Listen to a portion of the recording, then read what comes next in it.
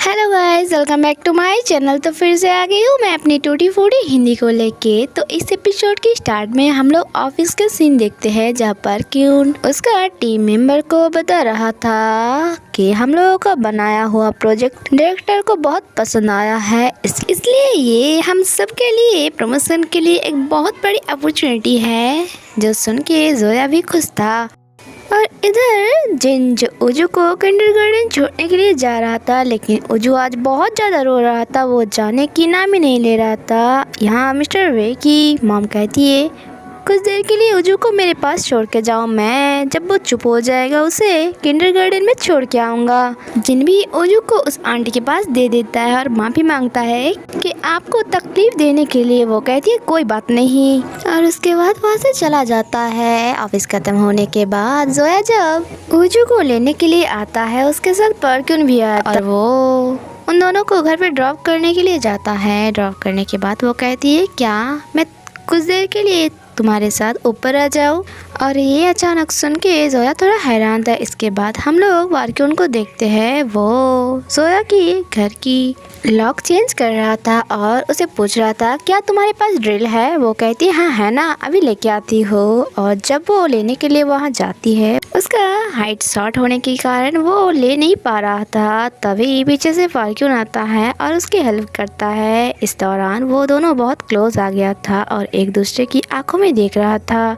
तभी यहाँ जिन आ जाता है और पूछती है, ये क्या हो रहा है? जोया कहती है, कुछ नहीं, फार्क्यून डोर का लॉक चेंज करने के लिए आया था। इसके बाद वो भी हेल्प करने लग जाता है, लेकिन यहाँ काम करने से ज़्यादा वो लोग बहस कर रहे थे। काम खत्म होने के बाद फार्क्यून जब यहाँ से जा रहा था, तब उन तीनों को देख के उसे लग रहा था जैसे कि वो तीनों फैमिली हैं और वो उन तीनों के बीच आना चाहता है। और इसके बाद नीचे उसका मुलाकात जिनसे होता है, और इसके बाद जब उसका मुलाकात जिनसे होता है, वो कहता है, अगर आगे से जोया को कुछ भी चीज़ का ज़रूरत हो तो मुझे कह देना। जिन कहती है, जब तक मैं उसके साथ हूँ तुम्हें बोलने की क्या ज़रूरत है? फार्क्यून उसे टीज करके कहता है, तुम क्या उसकी ख्याल रखोगे? तुम तो अपने पिता के बारे में भी ठीक से नहीं जानते। जो सुन के जिनको सच में बहुत ज़्यादा बुरा लगता है। इसके बाद जिनको उसकी दो फ्रेंड के साथ हम लोग देखते हैं, वो कहती है, कल से तुम दोनों मेरे साथ इमिचू की कंपनी में काम करोगे। जो सुन के तो उसका एक फ्रेंड इतना ज़्यादा खुश हो गया, वो कहता है,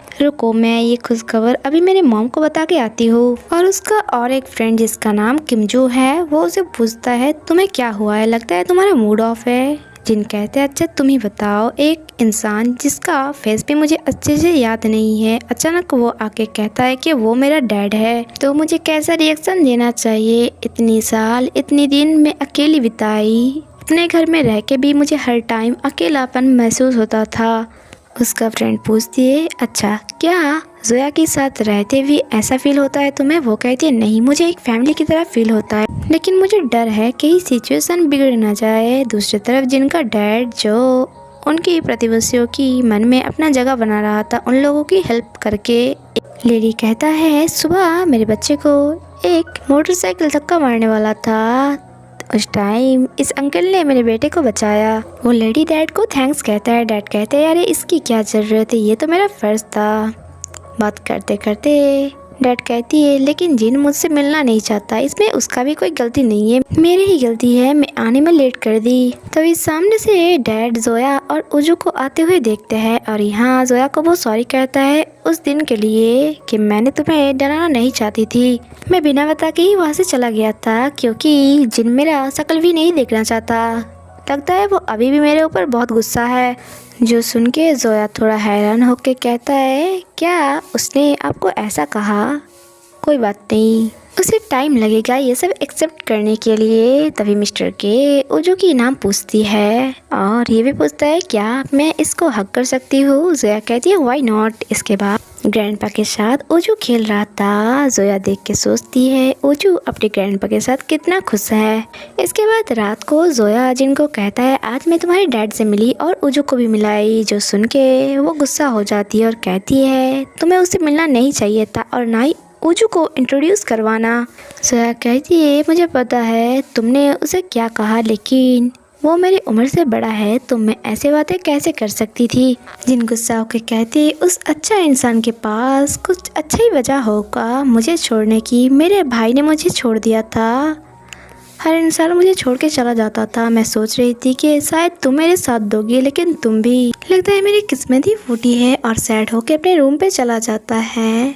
और यहीं पे एपिसोड खत्म होता है। आगे क्या होता है वो जानने के लिए स्टे कनेक्टेड। Bye bye.